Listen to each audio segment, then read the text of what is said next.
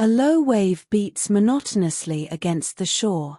In the boundless azure sky, white clouds race swiftly like birds, driven by a fresh wind. And in the quiet of a valley sloping toward the ocean, a small village basks in the sun. At the very edge, apart from the others, by the roadside stands the home of the Marten-Leveques, a clay-built fisherman's hut with a thatched roof and a tuft of blue irises crowning the ridge.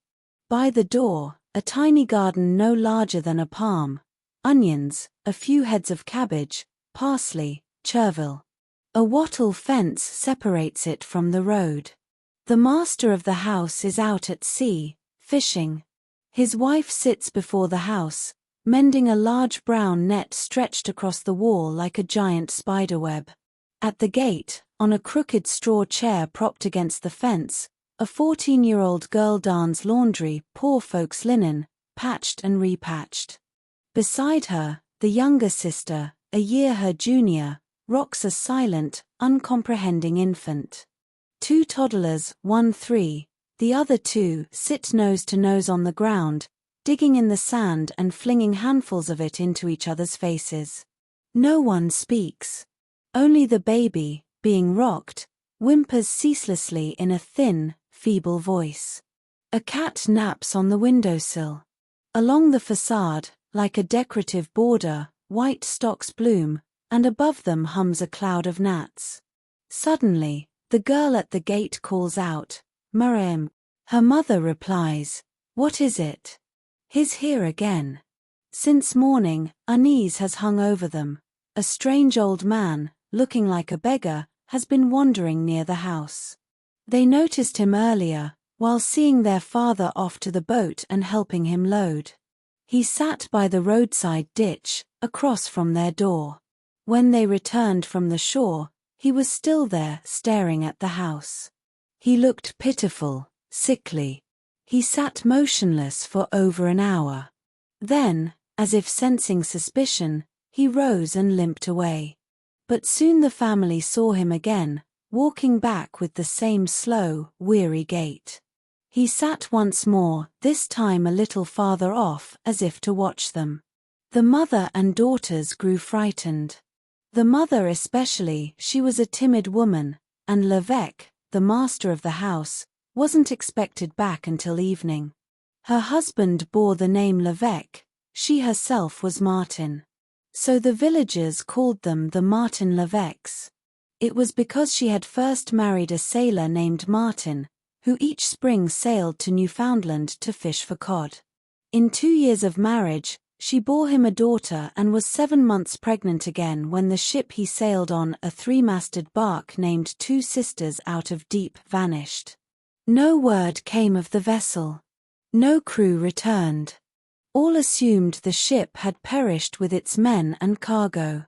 Aunt Marten, raising 2 daughters with great difficulty, waited for her husband 10 years. She was known as kind and hardworking. Eventually, a local fisherman named Leveque, a widower with a young son, proposed to her. They married, and within 3 years she bore him 2 more children. Life was hard. They worked constantly. Every crumb of bread was cherished. Meat was a rarity. In stormy winter months, they even had to run tabs with the baker. Yet the children grew strong. In the village, people said, "Good folk, those Marten-Leveques. Aunt Marten's not afraid of work, and Leveque's always first out on the water." The girl by the fence spoke again, "He seems to know us. Must be a beggar from Epreville or Osbosque." But the mother was certain. No, he wasn't local, that much was clear. The stranger seemed rooted to the spot, his gaze fixed on the Marten-Leveque house. It finally drove the mistress to fury. Fear lent her courage, she grabbed a spade and stepped outside the gate. "What are you doing here?" she shouted. "Sitting in the shade," he rasped. "What harm am I doing?" "You're spying, aren't you?" she pressed. "Who could I harm? Can't a man sit by the road?" She had no answer and returned to the house. The day dragged on endlessly. By noon, the stranger had vanished. Around 5, he passed by again. In the evening, he was nowhere to be seen. Leveques returned after dark. They told him everything. He waved it off, either he came snooping, or he's just a fool. He went to bed without concern. But the mistress couldn't shake the memory of the man's strange gaze. At dawn, a storm rolled in, and the fisherman, seeing the sea was impassable, began helping his wife mend the nets. Around 9, the eldest girl, Marten's daughter, returned from buying bread and burst into the house. "Mariam, he's here again." The mother turned pale and said to her husband, "Go speak to him, Leveques. I can't bear his staring, it turns me inside out." Leveques, a tall man with a brick-red face, thick ginger beard, blue eyes pierced by a black pupil, and a powerful neck always wrapped in a scarf against wind and rain, calmly opened the gate and walked toward the stranger. They spoke. The mother and children watched anxiously from afar. Suddenly, the stranger rose and walked with Leveques toward the house. Aunt Marten recoiled in fear. Leveques said, "Give him a piece of bread and a mug of cider. He hasn't eaten in 3 days." The men entered, followed by the wife and children. The vagabond sat down, eyes lowered under their stares. The mother stood in the middle of the hut, not taking her eyes off him. The 2 eldest girls, Marten's daughters, one holding the baby, leaned against the doorframe, peering at the stranger. Even the toddlers, seated on the cooled ashes of the hearth, stopped playing with the soot-blackened kettle, as if the newcomer had caught their attention too. Leveques pulled up a chair. "So, you're from far away?" "From seat." "On foot?" "What else, when you've no money? And where are you headed?" "Here." "You have someone here?" "Maybe." They fell silent.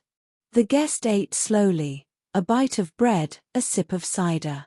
His face was withered, thin, lined with deep wrinkles. He'd clearly suffered. Suddenly Leveques asked, "What's your name?" "Marten," the man muttered, without lifting his head. The mother flinched. She stepped forward, trying to see him better, and froze, arms lowered, mouth agape. No one spoke. At last Leveques asked, "You're from here?" "I am," he replied. Now he raised his head. Their eyes met and locked, as if their gazes had tangled. And then, in a low, trembling, altered voice, she said, "Is it you, my husband?" He spoke slowly, "Yes, it's me." Without shifting his posture, he resumed chewing.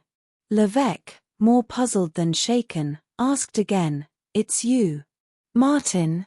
The man calmly repeated, "Yes, me." The second husband, reserved but curious, inquired, "Where did life take you?" The first began his tale, "The African coast. We ran aground, the ship sank.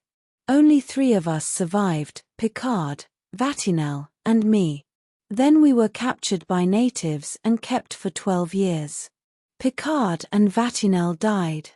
A British traveller found me, took me to seat. And so, I came." Aunt Marten couldn't hold back. She burst into tears, burying her face in her apron. Leveques muttered, "What do we do now?" Marten asked, "You're her husband?" "I am," Leveques confirmed. They exchanged a look and fell silent. Then Marten glanced at the children gathered around him and nodded toward the girls. "Mine?" "Yours," Leveques replied. Marten didn't rise, didn't embrace them. He simply murmured in astonishment, "My God, how big they've grown." Leveques repeated, "So what do we do?" Marten paused, clearly at a loss. At last he said, "Whatever you decide, I'll accept. I hold no grudge. Only, the house is the issue. I've got 2 boys, you've got 3, each his own. As for the mother, yours or mine, that's for you to decide. I won't argue. But the house is mine, My father left it to me, I was born in it, and the papers are with the notary. Aunt Marten, still sobbing, hid her face in her blue canvas apron. The older girls huddled together, nervously eyeing their father. Marten finished his bread. Then he asked, "So how do we settle this?" Leveques suddenly suggested, "Let's go to the priest, let him judge." Marten stood, took a step toward his wife, and she, unable to contain herself, threw herself into his arms. "You've come back, my dear. My poor Marten, you've come back." She embraced him as if the breath of the past had suddenly enveloped her, and the memory, flaring up in her soul, brought back their youth and first embraces. Marten, moved, began kissing her bonnet.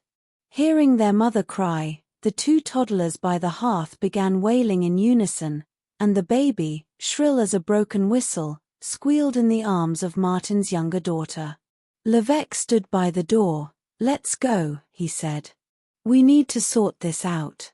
Marten let go of his wife. She, noticing his gaze on the girls, called out, "Kiss your father." The girls stepped forward together, dry-eyed, confused, and a little afraid. He kissed each one soundly on the cheek, in the rustic way. The baby, seeing a stranger approach, burst into such a piercing cry that he nearly went into convulsions. The men stepped outside. Passing the tavern 4 merchants, Leveques offered, "Shall we have a shot?" "I wouldn't mind," Marten replied. They entered the still empty room and sat down. Leveques called out, "Hey, Chico. 2 shots of vodka, and make it strong." Marten added, "You see, I'm my wife's first husband. The one from the 2 sisters, the ship that vanished." The fat, red-faced, grease-slicked innkeeper brought 3 shot glasses in one hand and a bottle in the other. As if nothing unusual had happened, he asked, well, so you're back, Marten?" "Back I am," Marten replied calmly,